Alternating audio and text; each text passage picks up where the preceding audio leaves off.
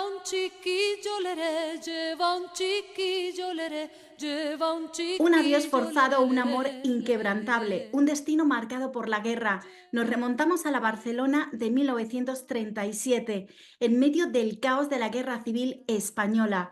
Y es en esa coyuntura cuando Pérez Roda toma una decisión que le perseguirá toda la vida: enviar a sus 3 hijas a México, convencido de que así les salvará del hambre y de la guerra. Pero no se lo cuenta a la madre de las pequeñas. Así arranca La maletita azul, una novela de la mexicana María de Lourdes Victoria, abogada y autora afincada en Seattle, Estados Unidos. Muchas gracias por acompañarme hoy en este espacio de La Cronista. María, cuéntame, ¿cómo prosigue la novela a partir de este comienzo? Pues básicamente estas tres niñas hermanitas apoyándose las unas en las otras viajan con más de casi 500 niños, hacen el viaje de España, entran por Veracruz, que sucede que yo soy veracruzana, así es de que es mi puerto amado, y ahí, bueno, los recibe la patria mexicana para refugiarlos. Ellos acaban, Aitana, en una escuela que fue un convento remodelado por el presidente de aquel entonces, Lázaro Cárdenas, presidente de México, y por su esposa. Y ahí los hospedan a estos chiquitos, pensando que pronto se terminaría la guerra, que era también lo que le habían dicho a los niños. Pero ¿qué crees? Que por desgracia, como ya sabemos, bueno, dice que terminando la Guerra Civil Española, comienza y se desata este otro conflicto bélico que fue la Segunda Guerra Mundial. De tal manera que estos pequeñitos pues acaban haciendo toda una vida en México. Lo que pasa es que a la hora que yo hice mi investigación, pues me di cuenta que en la literatura y había más historias contadas de la versión de los niños varoncitos, y a mí me atraía, seguramente por mi género, también contar cómo la vivieron las niñas y en este caso cómo la vivieron tres hermanitas en particular. Tu libro se titula La maletita azul. Háblame de ese simbolismo que tiene ese título. Es un simbolismo, también es el nombre de uno de los capítulos, porque estos niños cuando llegan a México, bueno, antes de salir de México, el comité organizador que organizó esta travesía, este peregrinaje para los pequeñitos, les entregó una maletita azul. Y en una maletita que describo bastante bien en este capítulo, muy bueno, pequeña y de cartón, muy ligera, que tenían en la cual ellos solo podían empacar pues lo más mínimo de sus pertenencias, y una de las prendas se las dieron ellos mismos, este comité organizador, porque te podrás imaginar que estos chiquitos venían de todas diferentes lugares de España y algunos venían de circunstancias muy empobrecidas, no tenían ni con qué vestirse, muertos de hambre, con piojos, y habiendo vivido y siendo testigos de unas atrocidades que ningún niño debería de presenciar.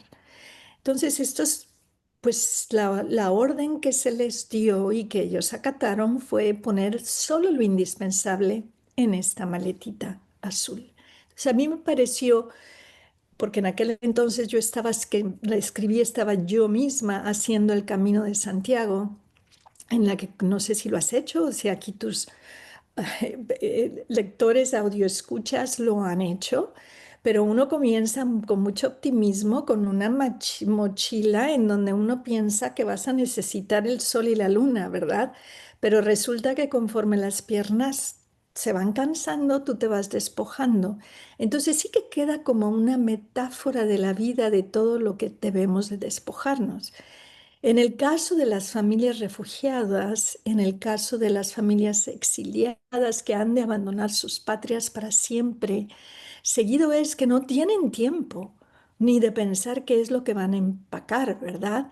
Y tienen que salir a prisa eligiendo, bueno, las prendas que les son más indispensables. en muchos casos estas prendas tienen, pues es algo emocional, el retrato de un padre, la muñequita o el peluche con el que los niños dormían, su frazada, qué sé yo. Entonces a mí me encanta esto de ayudar a mis lectores a reflexionar un poco. Imagínense estar en esas circunstancias. Entonces, ¿qué empacarías tú en ese último momento? ¿Qué cosas te llevas contigo de tu hogar, de tu patria, de tu familia?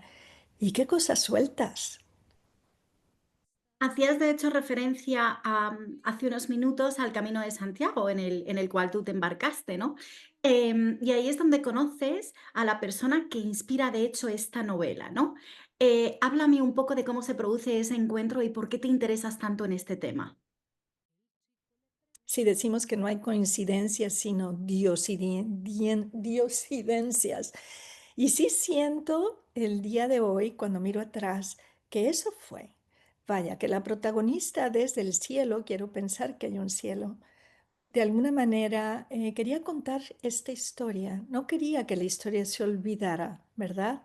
Y en ese momento que fuera el 2018, para mí fue un momento muy puntual porque teníamos, yo radicando acá en Estados Unidos y habiendo ejercido como abogada de los condados representando a latinas familias, tenía muy presente esto de las separaciones de las familias por el tema de la migración. E incluso me pesaba en el alma, y iba yo cargando en mi mochila, digamos, estas imágenes de estos niños y niñas que perdían de la noche en la mañana a sus padres, incluso estábamos enjaulando en la frontera. Entonces, pensando, meditando, orando, inspirada en todo esto, me dijo alguien que en el camino había otra mujer mexicana que cantaba como un ángel. Entonces yo, como había pocas personas mexicanas haciendo el Camino de Santiago en aquel entonces, ahora parece que hay más, pues apuré mi paso y la encontré. Y efectivamente cantaba precioso y a mí me admiraba, Iteana, ¿cómo puede esta mujer ir cantando cuando a mí me duele hasta las uñas, ¿no? Y con esta voz tan maravillosa. La emparejé, caminamos juntas y su hermano, que la acompañaba, me dijo, ¿sabes algo? Ya que tú eres escritora, mi hermana tiene una historia muy bonita que contarte. Y ahí empezó a platicarme la historia de su madre, que fue Carmen Garí, una de las niñas de Morelia. Y si te fijas, mi novela, La Maletita Azul, arranca con un poema de Carmen Garí. Eso fue en la vida real.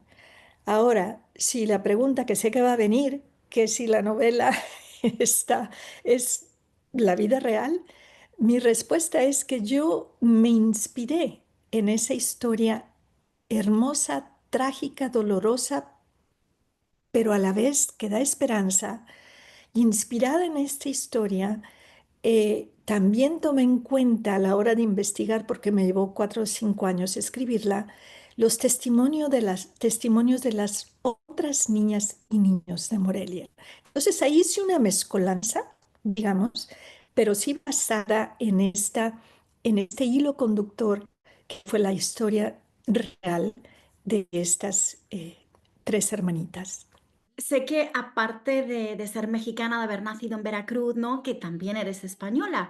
Y lo que quería preguntarte también es si tú, siendo hispano-mexicana, crees que se le ha reconocido a México el papel tan importante que ha desempeñado para acoger a tantos refugiados españoles de la época de la Guerra Civil y el franquismo, porque creo que es un tema sobre el cual no hablamos lo suficiente, ¿no? Y a veces parece que hay como un distanciamiento de relaciones entre España y México y no se reconoce el valor, ¿no? Y todo lo que hicieron por los españoles en una de las épocas más oscuras de esta nación. Toda mi obra en realidad es realzar y tratar de compartir con el mundo el México que yo quiero y conozco, ¿verdad? Porque la narrativa política es tan negativa en cuanto a nuestra patria y los mexicanos y lo que somos o dejamos de ser, y sobre todo en el entorno de la migración, que para mí sí me era importante. A ver, vamos a hablar de la belleza de mi patria, de lo bueno de mi patria, de lo que atrae a tantas personas de otras partes del mundo a ir a visitarnos, porque México no es solo un narcotráfico país, como dice la narrativa. Somos mucho más que eso, en primer lugar. En segundo lugar, sí, no solo la relación de México con España, que nosotros estamos ligados, queramos o no, ¿verdad? Puede ser una relación muy, muy estrecha, histórica. eh, Nos hemos fundido en una humanidad, nos guste o no. Entonces, ¿por qué no ver lo hermoso de ambas partes? Por un lado, en España, yo pensaba al hacer el camino de Santiago, reflexionaba, pero qué guerra tan...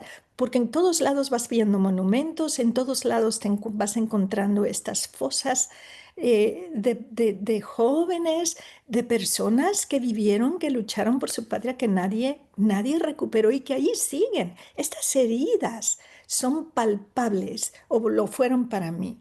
Y yo decía, a ver, todo esto en el entorno de una guerra donde se derramó tantísima sangre, ¿y todo para qué? Al final de cuentas. Pero más importante, fueron las víctimas, las reales víctimas? Y la respuesta siempre son los niños.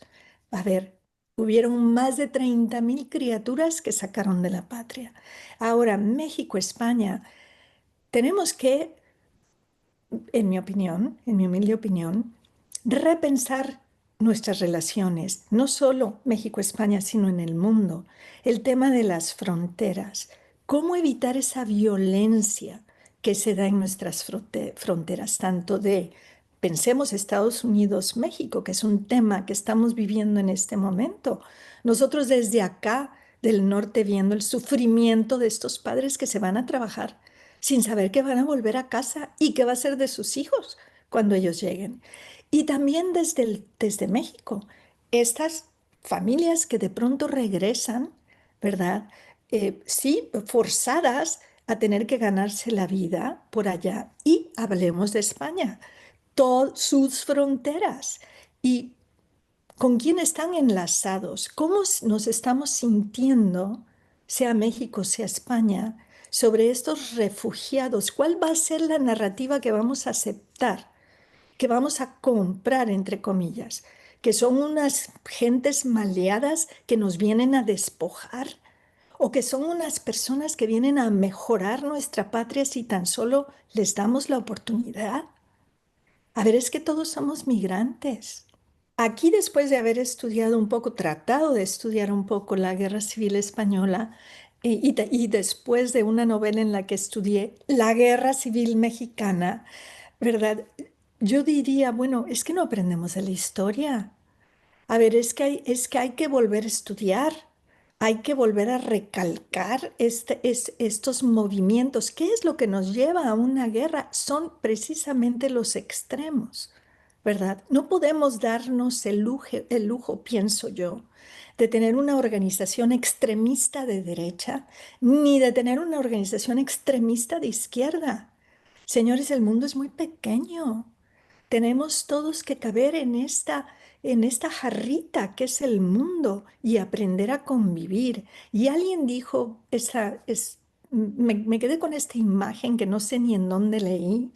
Y si tú pones a unas hormiguitas pequeñitas en una jarra y luego pones a las hormigas grandototas en una jarra, ellas conviven bien hasta que alguien llegue y las menea, ¿verdad? Y una vez que las sacuden, bueno, ahí se arma la guerra. Entonces, por eso escribo lo que escribo, Aitana, por eso revivir esta historia de las niñas, que es muy puntual, es tristemente puntual.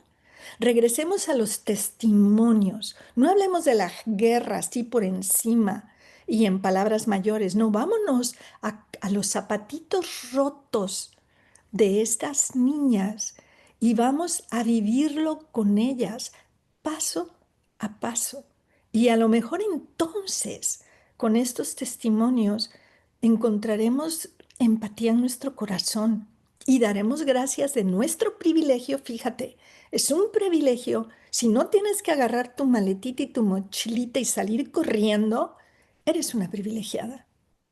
María, quiero acabar ya esta entrevista con estas palabras. La maletita azul celebra el amor de una madre que nunca pierde la esperanza de encontrar a sus hijas. Ese amor que también llevó a mi abuela, Ascensión Mendieta, a dedicar toda una vida a rescatar a su padre de una fosa común en Guadalajara, España. Son historias que llegan al corazón. Por supuesto. Te felicito por esa abuela. Qué ejemplo. Qué legado. Que lo único que iba a recuperar es el cuerpo, pero darle el final, bueno, se me enchina la piel. Lleva un chiquillo leré, lleva un chiquillo leré, lleva un chiquillo leré, leré, leré, leré. No se olvide de dejar su opinión en la sección de comentarios. Y si le ha gustado este vídeo, dele a la campanita y suscríbase para recibir notificaciones y no perderse ninguno de nuestros vídeos. Hasta pronto.